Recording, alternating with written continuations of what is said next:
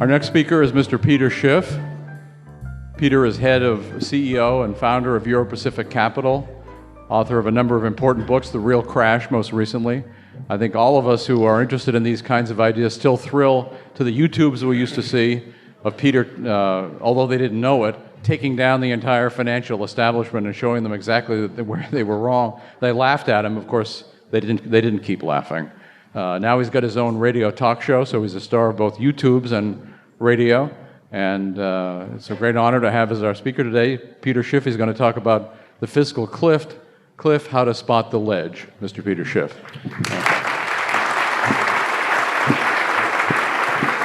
You know, I think we just went over it. So, you know, not that I actually ever prepare my talks in advance or write anything up, but if I did, I would have had to completely rewrite it just based on the events of yesterday. So that's pretty much what I'm going to talk about. You know, what happened yesterday, and more importantly, what's going to happen tomorrow as a result of what happened yesterday. And of course, you know, if you listen to the media reports of what Ben Bernanke did, it's a bold new plan. I mean, there's nothing bold about it, and there's nothing new about it. I mean, we've had this plan before. We've seen it fail time after time after time, but politicians always resort to it because ultimately the decision to destroy your currency is a political one. Ben Bernanke knows that if he does the right thing, we're going to have a horrific recession. After all, that's what we need to correct the imbalances that have been built up in the U.S. economy as a result of the exact same policy that he is now upping the ante on. You know, when they first announced QE2, I was out there on television arguing that, well, that means we're going to get QE3. And for a while I was saying we're going to have more QEs than Rocky movies, although that's a prediction that I'm now wrong about, right? Because this QE is open-ended, so it's going to never end. So this is the last QE. It won't end until there's a crisis, although I was laughing earlier today. I found out that Paul Krugman came out and said it's not big enough. It's open-ended. I mean, what does he want? QE for eternity? Maybe beyond the grave? Ben Bernanke promises to keep interest rates at zero. Although maybe he was referring to the fact that they're only going to buy $40 billion a month of mortgages. Although that's probably the floor. I'm sure the Fed might end up buying more than that. But this plan, you know, now I remember what I was saying. So when I was going on these shows, I said, look, this means we're going to have QE3. And a lot of economists, you know, in quotes, would disagree with me. And they would say, no, we're not. This is the last QE. You know, the economy doesn't need any more. And I would say, well, it didn't need this dose either, but that didn't stop Ben Bernanke from administering it. And the reason that I knew that QE3 was coming was because I knew QE2 wouldn't work. And so what else would the Fed do when their last experiment didn't work? Just repeat it. That's all they can do. Whenever something doesn't work, do it again. Maybe do it bigger and hope for a different result, which I've heard is the definition of insanity, which I guess is appropriate here. Because I knew that rather than fixing the economy or curing the disease, that the QE would make it worse. Because what is the quantitative easing? What is the goal of it? The goal of it is to get Americans to spend more money, borrow more money and spend it. Well, that was the problem. We borrowed all this money, we're broke, and now we have a recession because we have to rebuild our savings. We need savings so we can have capital investment, so we can produce things, so we can create productive jobs. We have to transition the economy, but QE was designed to prevent that process from happening. So I knew that we could never have a recession as long as the Fed was resisting the only cure. We had to rebalance the economy before it could grow. We had to repair the foundation before we can try to, erect a building or a structure there. So I knew that the QE was going to interfere with the process. And so I knew that we were going to get QE3. And of course, it took a while. The Fed, delayed it as long as it could. And in the middle, they came up with this Operation Twist, right? And now, I've been describing the new operation as Operation Screw. Because basically what the Fed is saying, if you've got dollars, you're screwed. If you've got a savings account, if you've got bonds, if you work for wages, this is what's going to happen to you. And one of the most amazing things, and there's so many amazing things in Ben Bernanke's press conference and the Fed statement, but one of the things is, why is Ben Bernanke doing QE3? What is his goal, right? And basically what happened is these geniuses at the Federal Reserve all got together and they said, we need a plan to revive the economy. And then I don't know who probably got it. I got one. I got a great idea. All right, what is it? Here's the idea. We're going to print up a bunch of money and we're going to lend it out to Americans at ultra low interest rates so that they can buy houses and that we can build more houses. And then if we buy houses, prices will go up and people will feel rich and they'll be able to extract the equity and spend it on consumer goods. And then as real estate prices go up, investors are going to want to buy. Speculators are going to want to buy because they're going to want to get rich on real estate. And then rising real estate prices, there's going to create all kinds of consumer demand. And we're going to be able to spend lots of money and we're going to have a recovery. That was their plan. Didn't anyone say, wait a minute, we just did that? That was our last plan. Doesn't anyone remember the housing bubble and the financial crisis of 2008?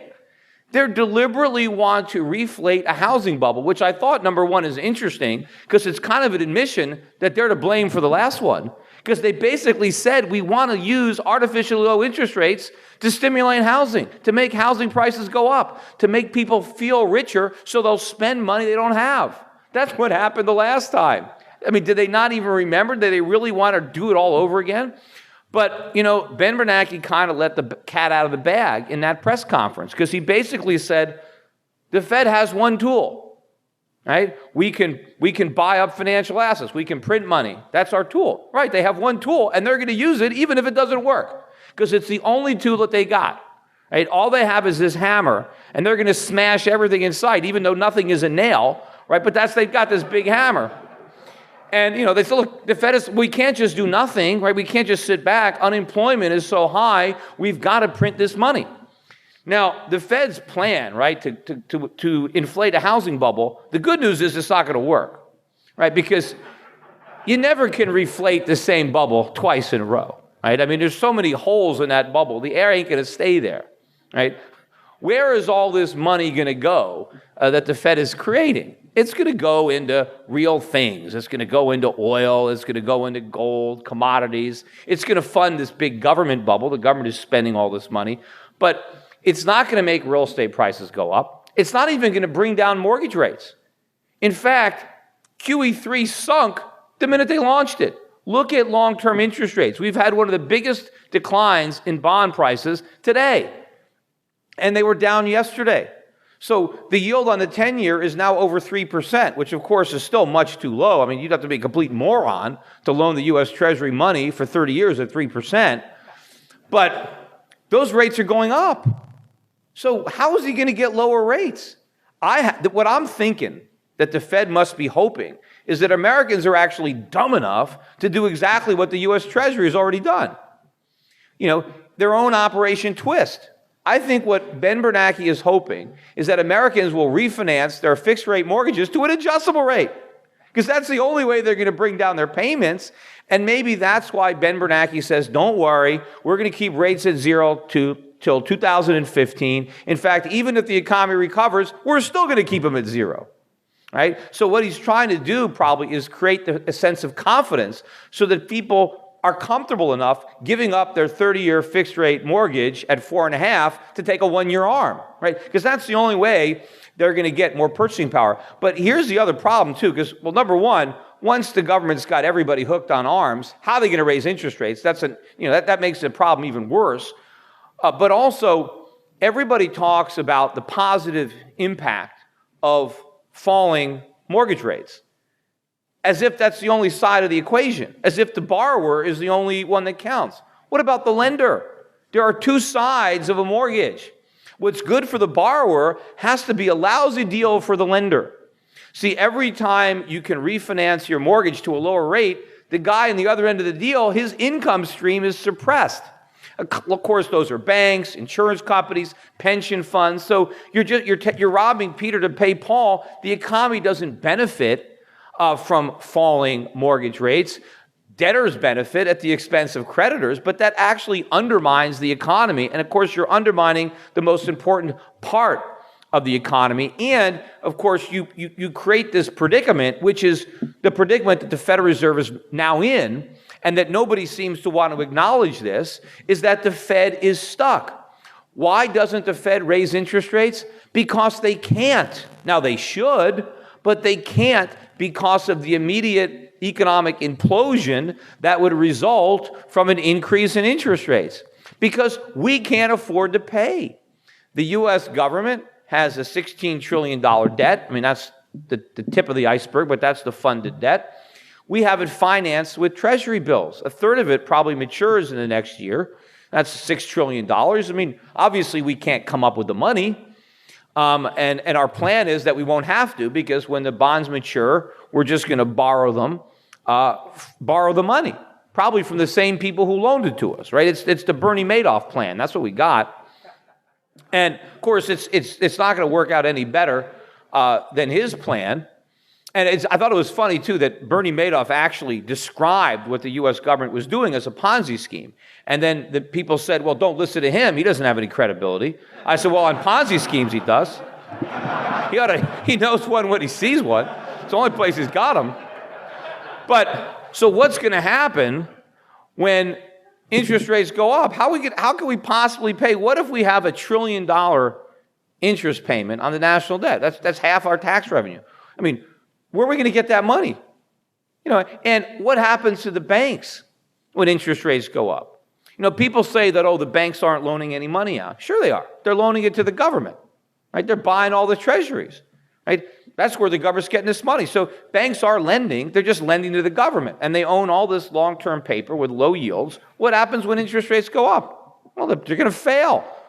And what happens to the housing market? Ben Bernanke wants real estate prices to go up even more. They're already overpriced still. They haven't fully deflated. How could you say that we need higher real estate prices? America's broke. People don't have any money for down payments. Real estate prices have to come down. We don't want them to go up. The only reason they're not going down is because the government is basically underwriting all the mortgages. In fact, now, not only is the government going to guarantee all the mortgages, it's going to hold the paper. Basically, we now have an economy that consists of the U.S. government basically printing money, right, and giving it to people to buy houses. I mean, that's it. I mean, the whole mortgage market, and this is supposed to be capitalism.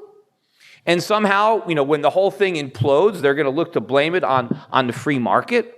I mean, how can anybody believe that this is the way an economy needs to be organized? But this is the trajectory that we're on, because if they let interest rates go up, then we're going to have this horrific recession. We'll have the recession that we didn't have in 2008. We'll have the recession that we didn't have in 2001, or the one we didn't have in 1994, or whatever the last one was, or 1987. I mean, every time the markets tried to correct from the malinvestments that resulted from cheap money, all we got was more cheap money, so we'd have bigger malinvestments so we can paper it over and keep on kicking the can down the road. Well, the problem is eventually, you run out of road, and I think we are at that point. In fact, I think one of the circumstances that bought us some time was the developing crisis in Europe. In fact, when I was making my forecasts about the U.S. economy, I didn't take that into consideration. I mean, sometimes you can't think of everything, and things will happen that you didn't necessarily forecast. I've always been skeptical of the euro, but I always thought that the dollar would meet its demise before the euro, and I still believe that. But for a while, people began to question the euro.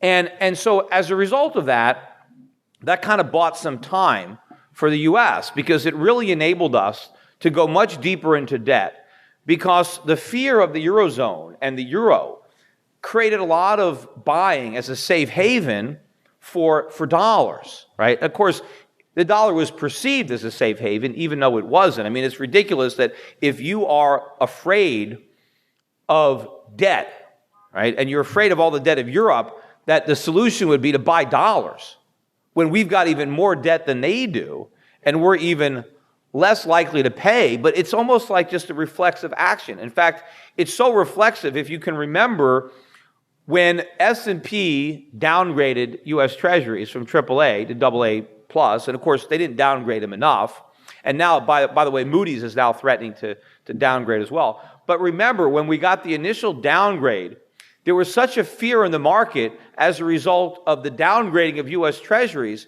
that investors panicked, and as a safe haven, they bought U.S. Treasuries. They bought the very paper that was downgraded because they were afraid of the downgrade. That shows you how it's just all Pavlovian. It's the perception is that the dollar is safe. The perception is that the Treasury is safe. But when people realize that that's not true, that all we can do is print money. In fact, one of the reasons that people were buying dollars and not, worried about the euro because they were worried about Greece, or they were worried about Italy or Portugal or Spain or Ireland, they would always say, well, Greece can't print money. That's the problem. As if that's the solution, that we can print money. In fact, I think that we're in worse shape because we can print money. We rely on it like a crutch. But the bottom line is default is default. I mean, you have different forms of it, but the result is the same. If you have debt that you can't pay, and we have debt that we can't pay, I said the only reason that we can pretend that we can afford it is because we can service it. And we can only service it because rates are so low and because the people who own the paper are lending us the money to pay the interest. So the whole thing is an illusion, but eventually the illusion pierces. The Greeks were having no problem a few years ago selling their paper, even though anybody with a brain could see that they were broke and that there's no way that they were good for the money. But nobody cared, until all of a sudden they cared. Well, this is the tipping point now, because what's happened is Europe has put a Band-Aid on this crisis. The wealthier nations in Europe, for right or wrong, have decided to put a lot of their muscle behind the euro to make sure that it doesn't collapse and to keep these weaker peripheral nations in the euro and to loan them money. I think it was a mistake. I think a better solution would have been to allow bankruptcies and force governments to restructure. I don't think that anybody would have left the euro. I think it would have been better to stay in the euro and just not have all the debt, and it would have been better for the future of the euro and the eurozone and the bond markets, because I think it's important that creditors perceive risk in sovereign debt, because otherwise governments have no limit to what they can borrow. If at least the lenders know that if governments borrow too much money, they're not going to pay you back, well, then there's going to be a limit on how much governments can borrow, because interest rates will provide the discipline. We don't have that discipline in the U.S. In fact, I know I keep switching gears, but in Ben Bernanke's press conference, he actually had the nerve to say that he thought his policy that he just announced, this Operation Screw, he said that it's actually going to produce smaller deficits. Now, how is that possible? The Fed is going to keep interest rates at zero so that makes it cheaper for the government to borrow. Isn't that going to make bigger deficits? After all, if it's cheaper for the government to borrow, wouldn't they borrow more? Wouldn't the best way to have smaller deficits be to stop buying government bonds, to stop printing money, and to let interest rates go up? And then the government couldn't afford to borrow. They'd have no choice. The deficits would stop. The reason the deficits are growing out of control is because Ben Bernanke enables it. He finances it. He makes it possible. The politicians don't have to make any tough choices because Ben Bernanke gives them an easy way out. But what Ben Bernanke said is, well, this policy is going to lead to great economic growth, and that's going to ultimately reduce the deficits. So he thinks because we're going to get all this economic growth, we're going to have smaller deficits. We're not. We're not going to have any economic growth. You can't grow an economy by printing money. How could you do that? I mean, if it was that simple, right, which economies would be the fastest growing? All I have to do is run money off a printing press, right? I mean, people keep saying the problem in America, and I laugh. I had a debate on China TV just last night with this guy, and he said the problem in America is there's not enough demand. I said, are you kidding me? Not enough demand? I mean, we bought everything in sight. We're broke because of all this demand. I mean, demand is infinite. We buy too much. It's not a shortage of demand. It's a shortage of supply. We're not producing stuff. We need more production. We don't need more spending. I mean, we spent ourselves into bankruptcy.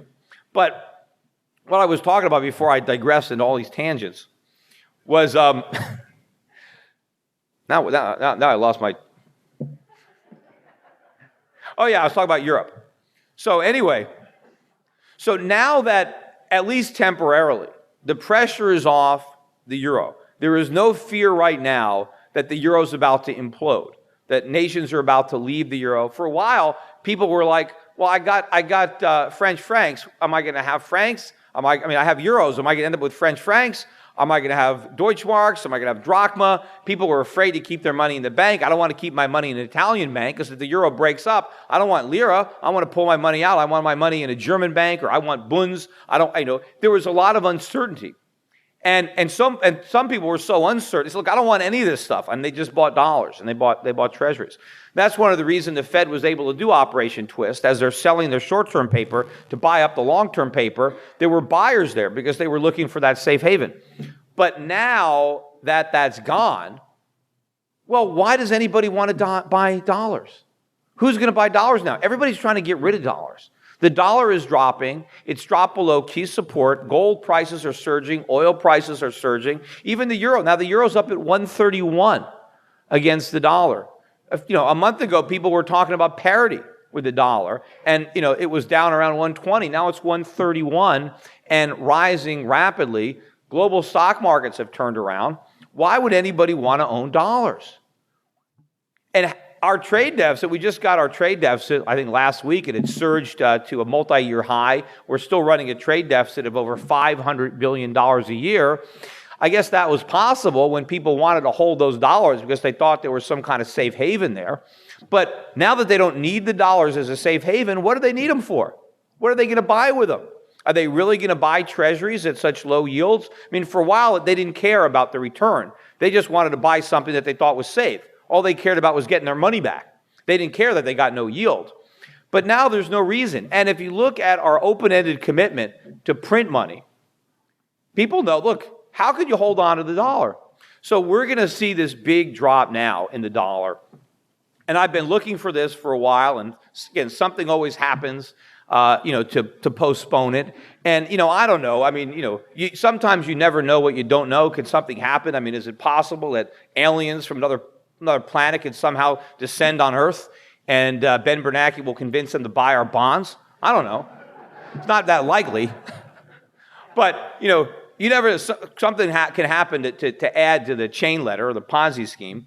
But I don't know. I think we've reached the end of our line, right? The Fed is all in on this policy. There's nothing left. Interest rates are at zero, right? They're printing money to try to reflate this housing bubble. I know it won't work.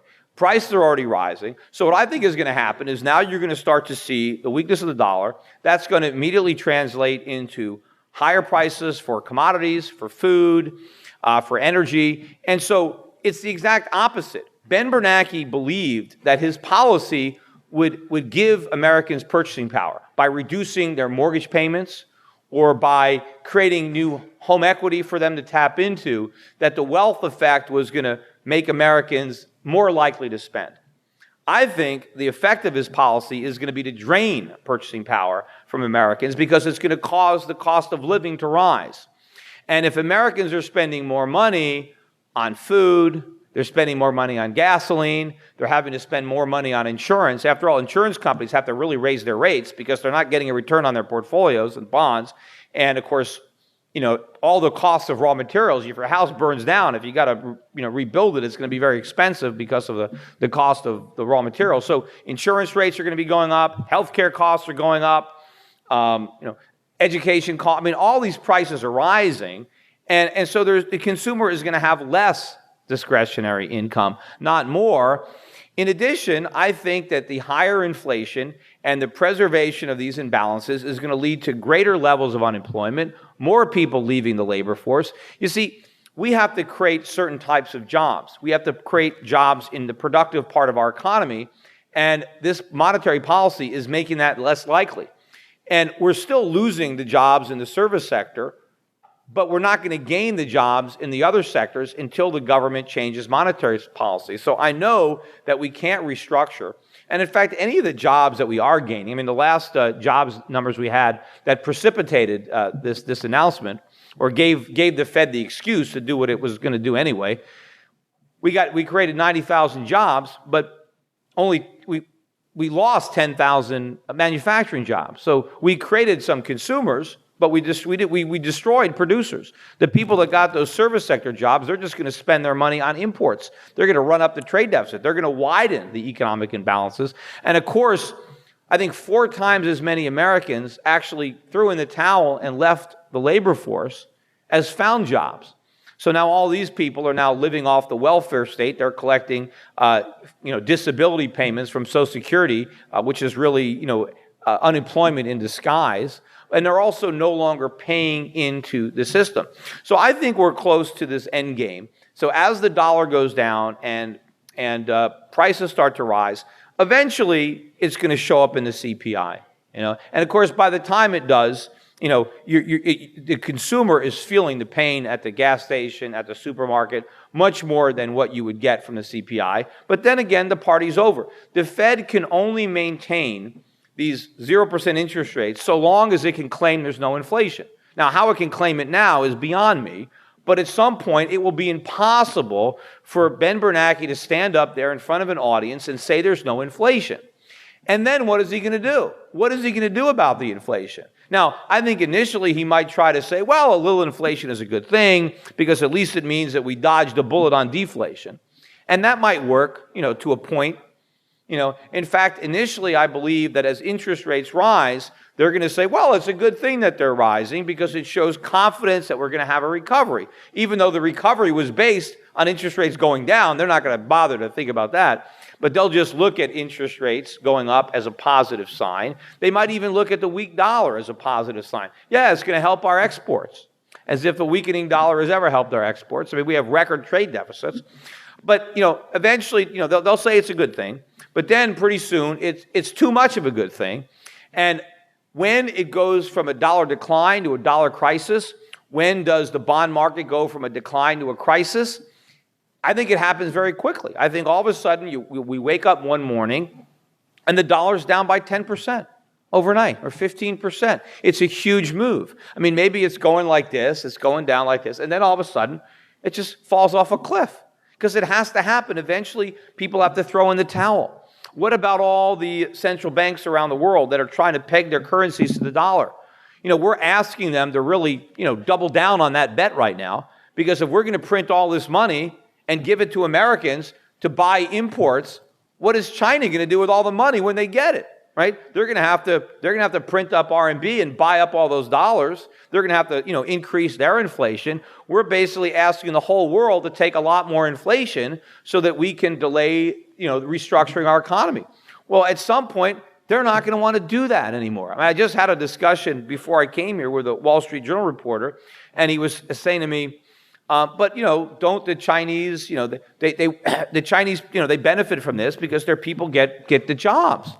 I said, are you telling me that slaves benefit from slavery because they had a job?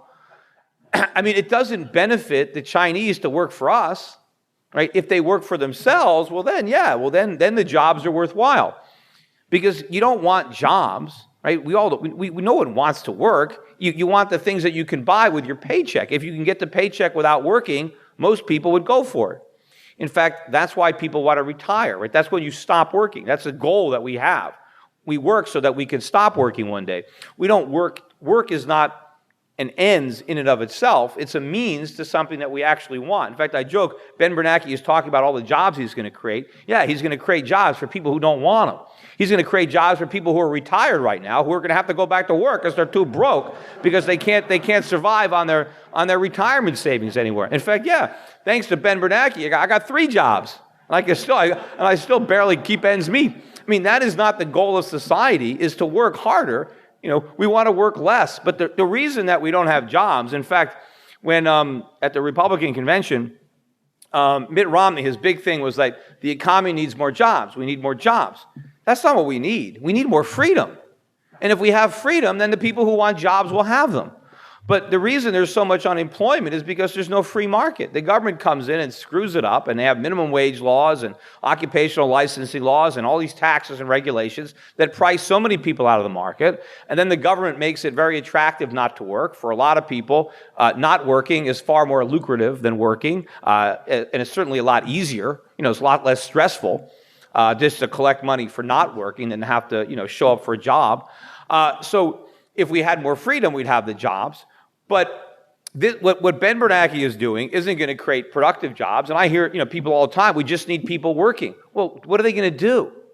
Well, just who cares? Let the government hire them. Well, to do what? And where are they going to get the money to hire them? The government doesn't have any money. Who's they going to take it from? What job are we going to destroy in the private sector that we might actually want, that might produce something that we need, so that we can hire somebody to do something that we don't need from the government? So this whole plan is failing. And get back to where I was, I keep digressing.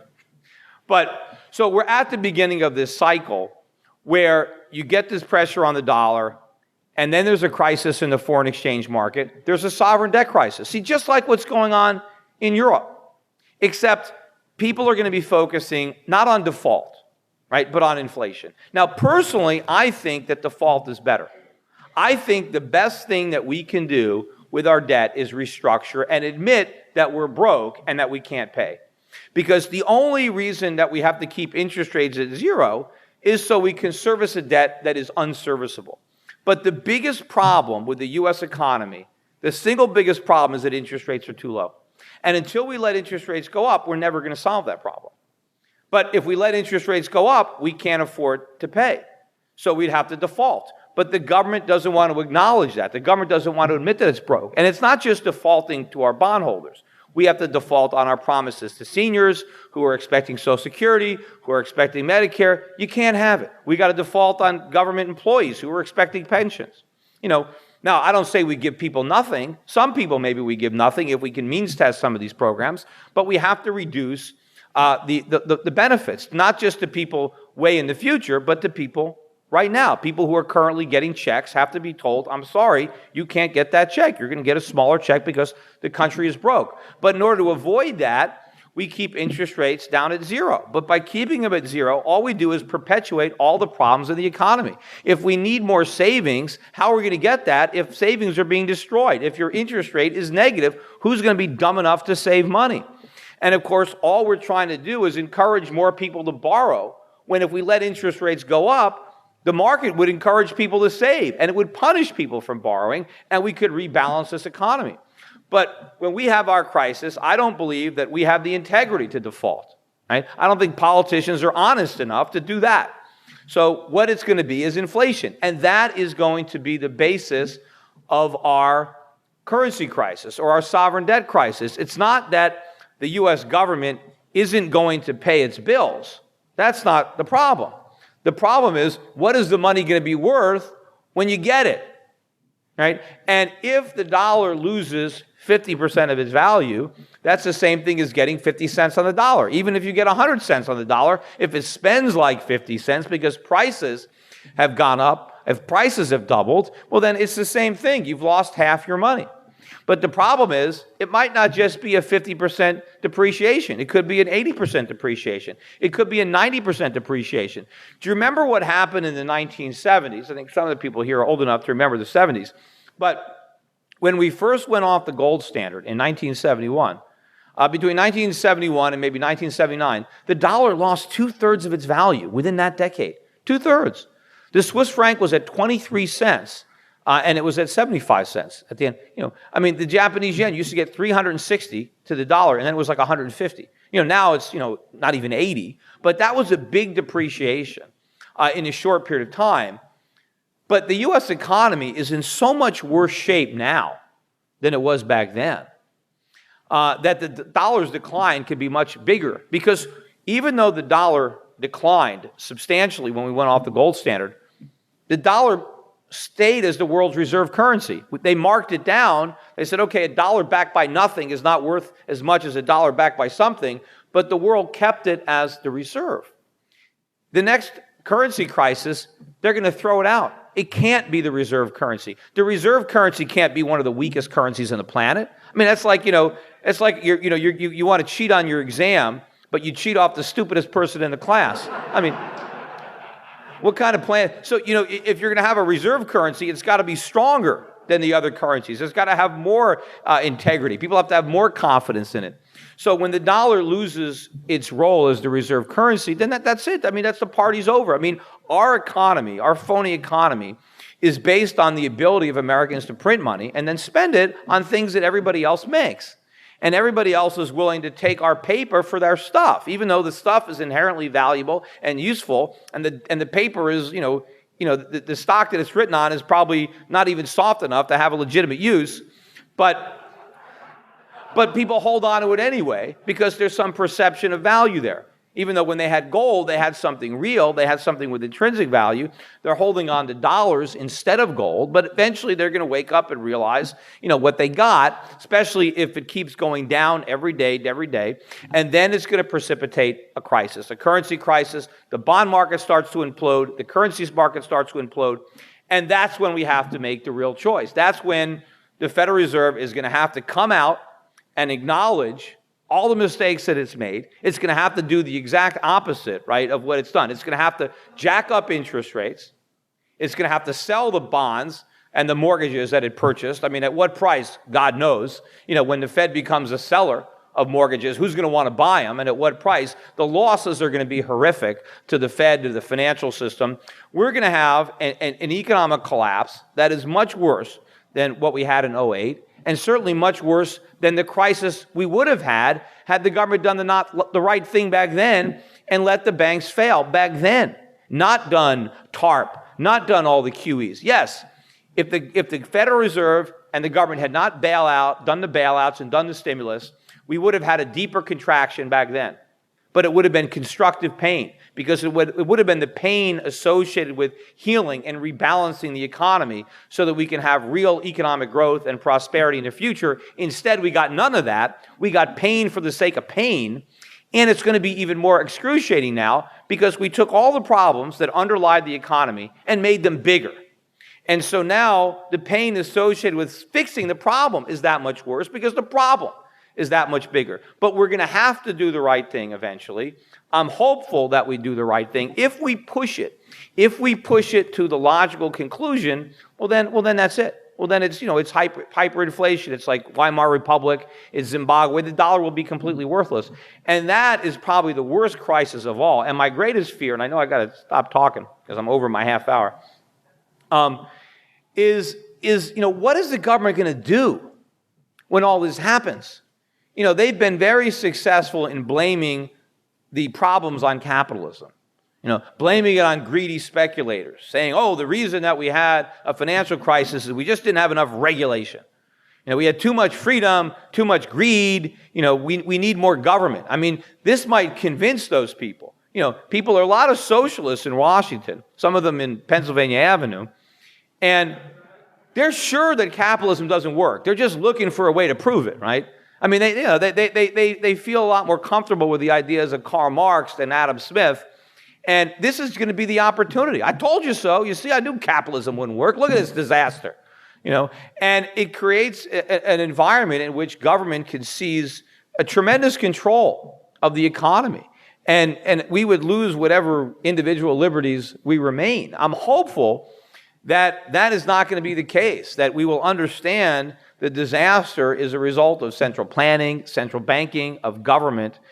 And if we're going to recover from this disaster, we're going to have to learn from those mistakes finally and dismantle much of this government. Realize we are in a big hole. But the good thing is capitalism is a very viable system. It works. I mean, I've seen it, it's working in communist China, so it ought to work here. We give it a try. And of course, it worked better in 19th century America than it's, because we had a more capitalism than they do in China. But the problem is China's got more capitalism than we do now, which is a very sad situation.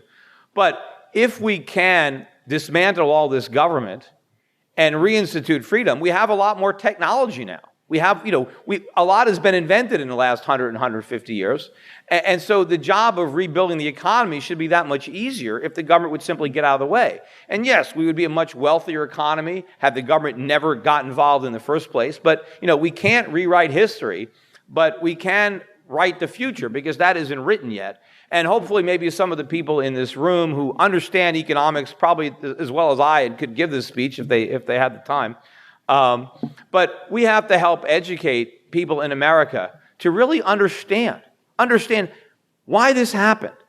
That it wasn't like this happened, nobody could have predicted it. Anybody could have predicted it who was thinking straight. Anybody who actually understood Mises, that understood the business cycle, that understood real economics instead of this Keynesian nonsense. Anybody that understood economics predicted it. It wasn't hard, it was pretty easy. In fact, I had this debate the other day, and the moderator, who I ended up, I argued with the moderator more than my opponent, but the moderator talked about how complicated the financial crisis was. I said, look, it wasn't that complicated. That's how come I knew it was coming. If it was complicated, I couldn't have figured it out.